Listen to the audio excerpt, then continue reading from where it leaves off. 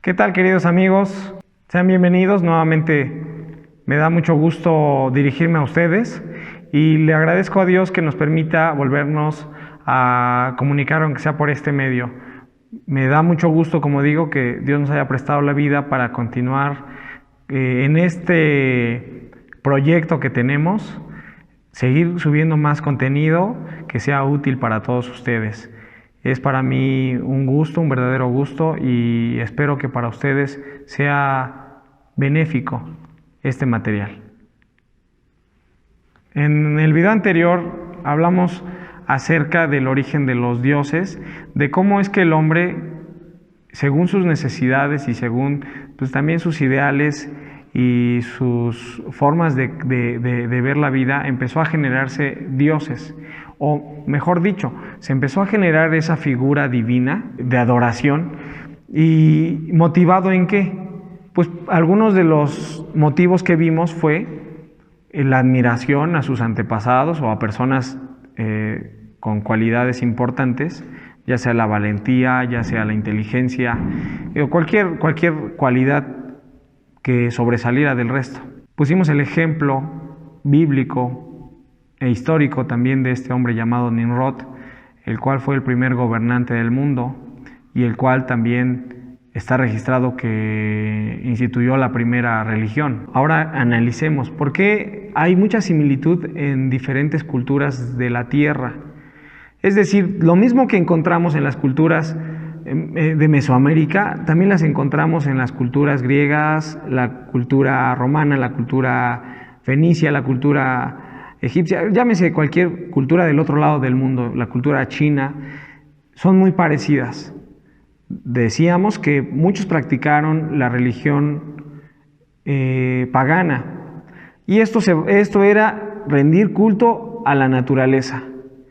Desde ahí se empezó todo el origen del desequilibrio, o mejor dicho, de la desviación del verdadero culto, del verdadero Dios. Después de que muchos adoraban o se formaron una deidad de un hombre, o se formaron una deidad pues también de algún antepasado que a final de cuentas también era hombre o mujer.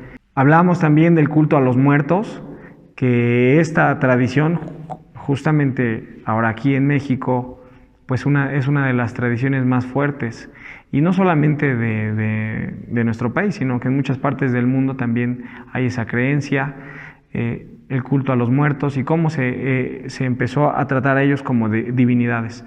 También miraron los astros del cielo, pues veían al sol, veían a la luna, y veían también las estrellas, podían ver cualquier astro, y entonces empezaban a echar a volar su imaginación y empezaban a rendirle culto. Hoy día, por ejemplo, podemos ver esa costumbre, ese ideal que hay cuando alguien muere, se dice que se va al cielo, y entonces en un sentido de amor, en un sentido de no olvidar a ese ser amado, pues por ejemplo hemos escuchado esa frase de que nos ve desde el cielo y es esa estrella que nos ilumina. Esas creencias existían desde la antigüedad, desde mucho tiempo atrás. Después se dio otra religión derivado a mirar los astros, a los signos zodiacales, y pues también adivinar la suerte por medio de los astros, ¿no? Incluso escuchamos a veces esa frase de se alinearon los astros para bien o para mal. Bueno, pero además de eso es importante que veamos que el hombre también empezó a dirigir su culto, o se empezó a formar la deidad o el dios de animales. ¿Por qué formó una deidad en un animal? Eso es algo muy, muy interesante.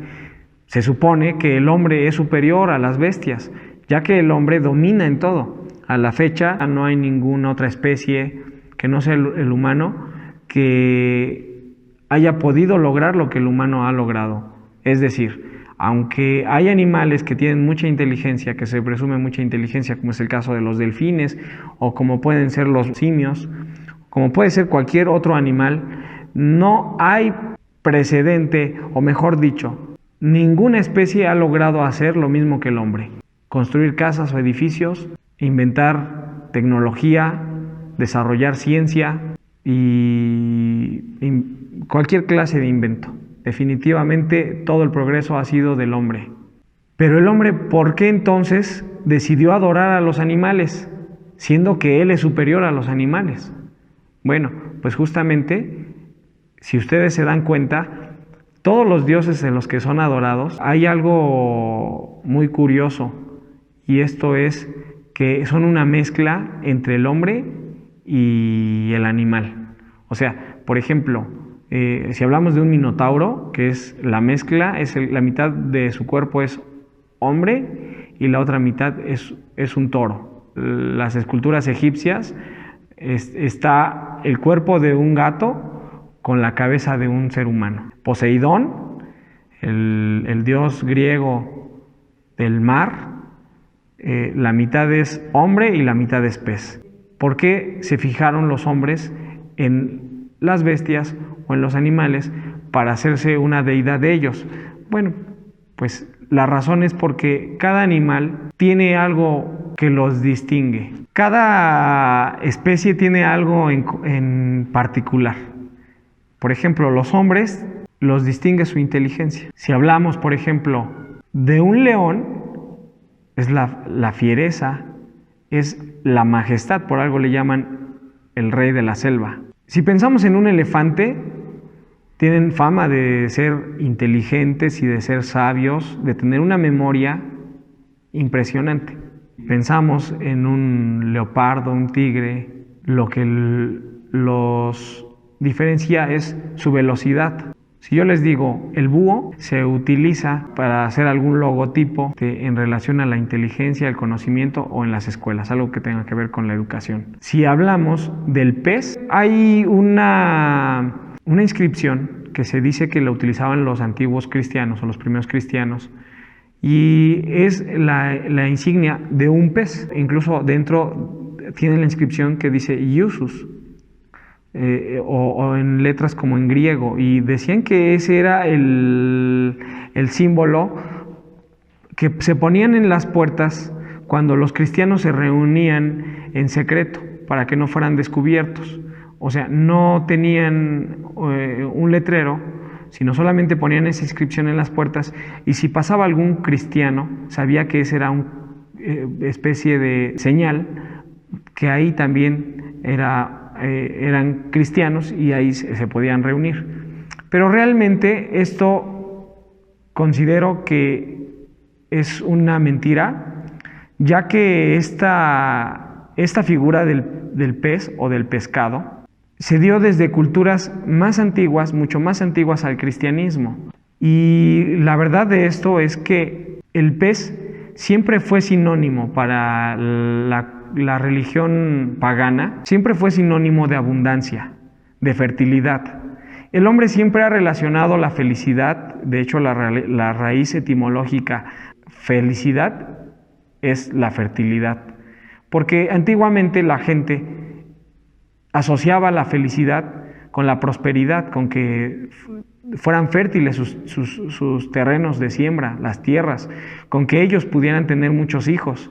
A eso ellos le llamaban felicidad, y esa era la idea de felicidad antigua.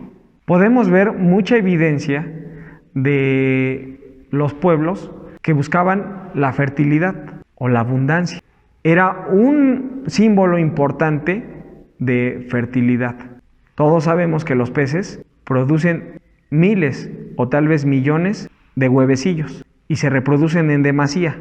Entonces esta era la razón por la cual el culto al pez, porque significaba abundancia. Ese es solamente el significado, o era el símbolo de la abundancia, de la fertilidad. Y así, cada cosa, un animal, era símbolo de algo. Otro animal recurrente en el culto, pues es la serpiente.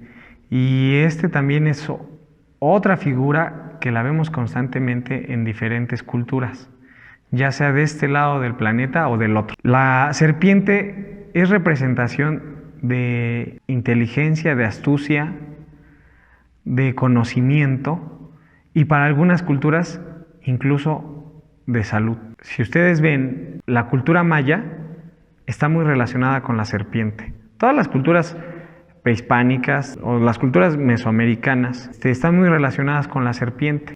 Hay lugares que tienen el nombre de serpiente. Por ejemplo, Cancún significa tierra de serpientes. La palabra Can está relacionada con serpiente, como Cuculcán o Cancún. Y a la vez también Coatl, Quetzalcóatl, que también hay un lugar aquí en México llamado Coatzacoalcos. Y así podemos sacar más nombres, pero lo vemos en diferentes culturas.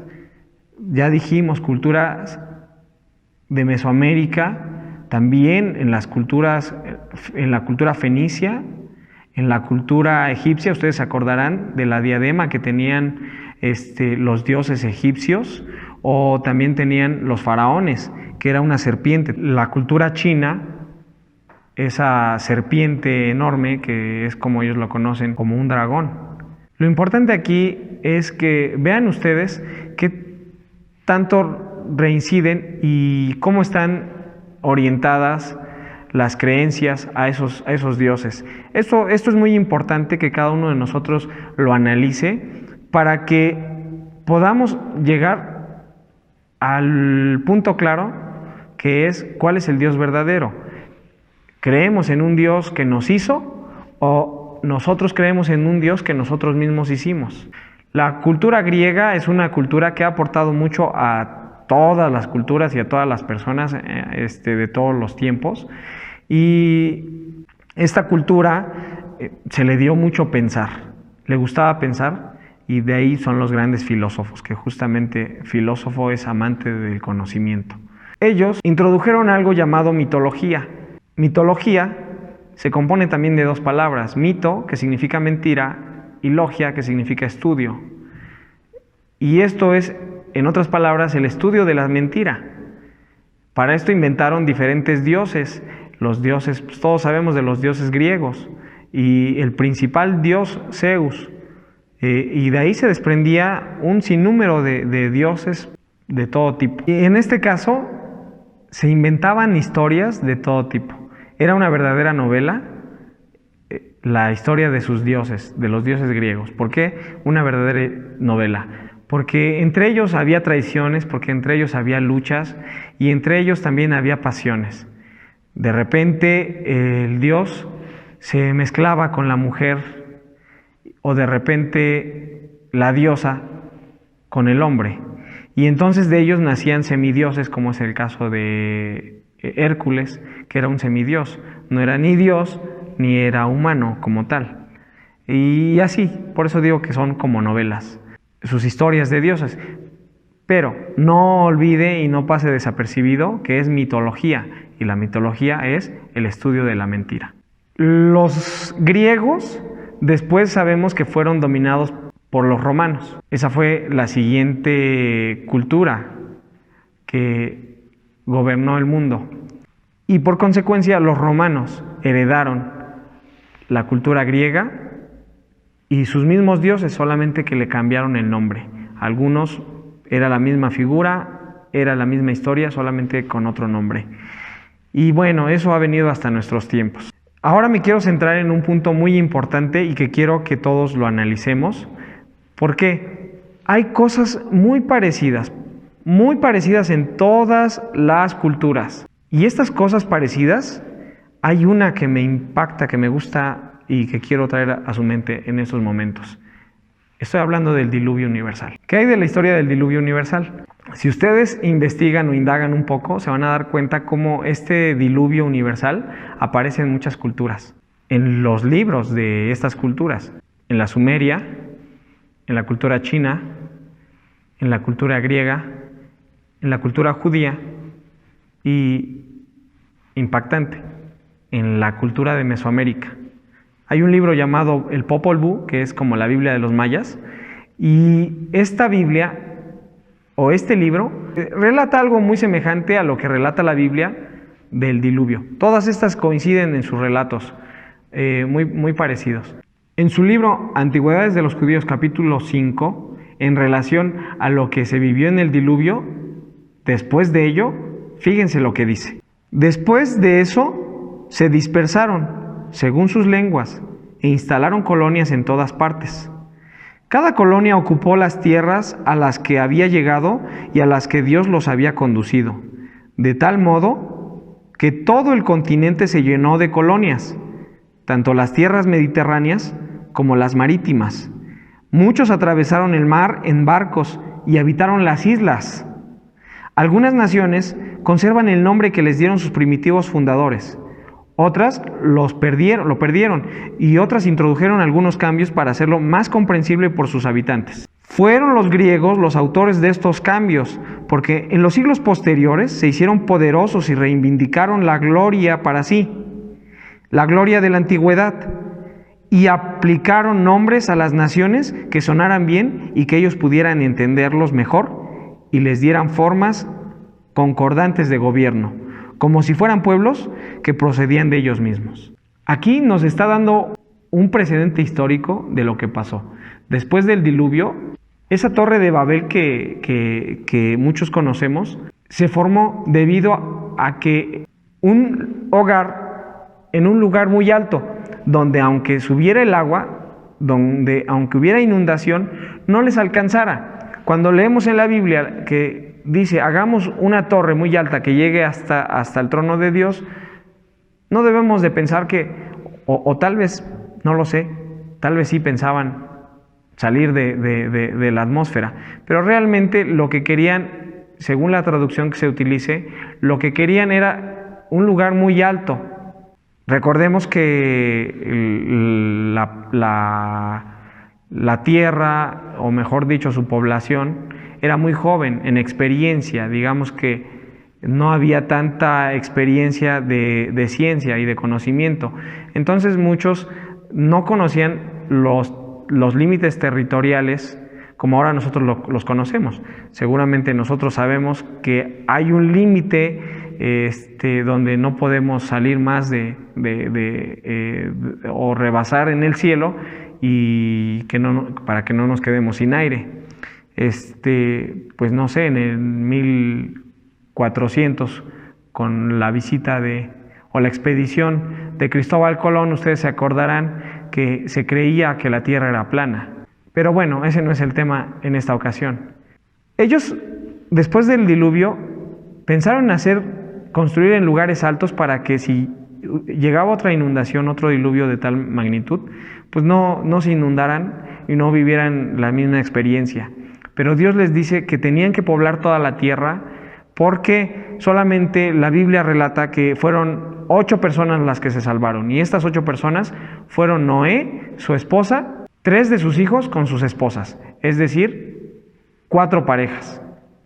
Y fueron 8 personas las que se salvaron. El mandamiento que Dios les da es: fructificad y henchid la tierra. Tenían que poblarla nuevamente porque había sido arrasada toda la población. Y aquí es algo muy importante, que estas 4 familias, Noé con su esposa, sus 3 hijos con sus esposas, conocían a Dios, tuvieron esa experiencia de ver el diluvio, de ver la muerte de muchos, y además de que Dios les mandara que hicieran tal cosa. Pero, ¿por qué si todos tuvieron la misma experiencia? ¿Por qué si todos tuvieron el mismo Padre y venían del mismo lugar y tenían el mismo consejo, vamos a llamarlo? ¿Por qué ahora las culturas son tan diferentes? Bueno, eso lo leímos, que después ellos empezaron a emigrar a diferentes lugares. Algunos hicieron una forma de barcos y se trasladaron, habitaron islas o se fueron a tierras más lejanas. Empezaron a hacer colonias, y entonces con el tiempo se llevó a cabo esto que se llama el teléfono descompuesto, este jueguito donde se pasaba la información y de repente algo que ya no se conservaba en la memoria se iba desvirtuando. Continúo con la lectura. Los primeros que ocuparon, este es el capítulo 6, los primeros que ocuparon las tierras les dieron nombres que honraban a los nietos de Noé. Jafet, el hijo de Noé, tuvo 7 hijos. Se instalaron en las tierras que comenzaban en las montañas Tauro y Amán, y se extendían por Asia hasta el río Tanias, y por Europa hasta Cádiz, y llamaron a las tierras con sus propios nombres. Gomar, o Gomer, como dice en la Biblia, fundó fundó las que los griegos llaman ahora de los Gálatas, pero que antes se llamaban de los gomarenses. Magog fundó a los que llamaron magogas, pero que los griegos denominaron escitas. En cuanto a Javán y Mades, hijos de Yalet, de Mades derivaron los madeos, que los griegos llaman medos. De Javán deriva Jonia. Tobel fundó a los tolbeos, que ahora se llaman iberos. Los mosquenos fueron fundados por Mosoc o Mesec, ahora son los capadocios.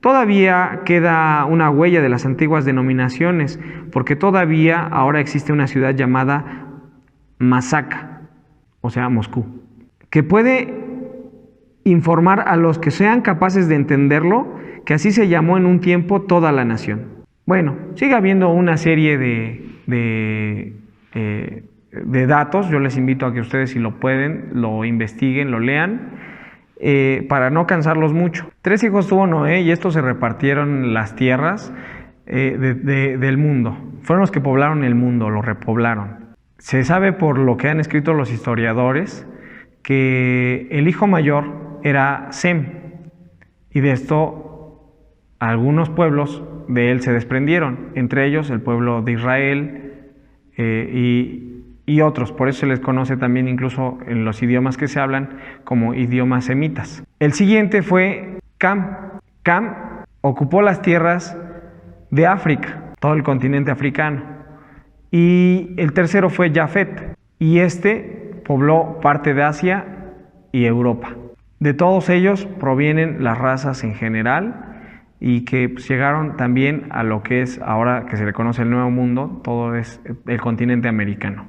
Toda esta información nos debe de servir de algo. Realmente la intención, como ya lo dijimos, es rastrear el origen de los dioses, pero ¿de qué nos servirá? Lo que queremos es rastrear al verdadero Dios. Y siempre ha habido la evidencia de la existencia de Dios. La Biblia habla de Noé, que pasaron 10 generaciones, y en la 10ª generación apareció un hombre, el cual Dios eligió.